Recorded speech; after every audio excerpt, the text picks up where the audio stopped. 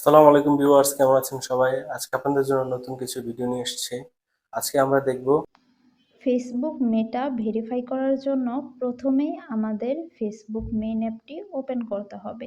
এরপর ডান পাশে উপরে থাকা প্রোফাইল আইকনে ক্লিক করতে হবে, উপরে থাকা থ্রি ডটে ক্লিক করতে হবে। এরপর মেটা ভেরিফাইড অপশনে ক্লিক করতে হবে।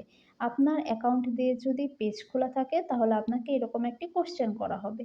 আপনি যদি আপনার প্রোফাইলে মেটা ভেরিফাইড করতে চান তাহলে প্রোফাইল সিলেক্ট করবেন, আর পেজে করতে চাইলে পেজ সিলেক্ট করে নিচে থাকা নেক্সটে ক্লিক করতে হবে। এরপর আমাদের কিছুক্ষণ ওয়েট করতে হবে, নিচে থাকা আনলক বেনিফিটস অপশনে ক্লিক করতে হবে। এরপর কন্টিনিউ অপশনে ক্লিক করতে হবে। এরপর আপনাকে ডেবিট অর ক্রেডিট কার্ডের একটি অপশন দেখাবে, সেখানে ক্লিক করতে হবে এবং আপনাকে আপনার কার্ড নম্বর সেখানে বসাতে হবে এবং যা যা চাইবে সব ডকুমেন্টস দেওয়ার পরে কন্টিনিউতে ক্লিক করতে হবে।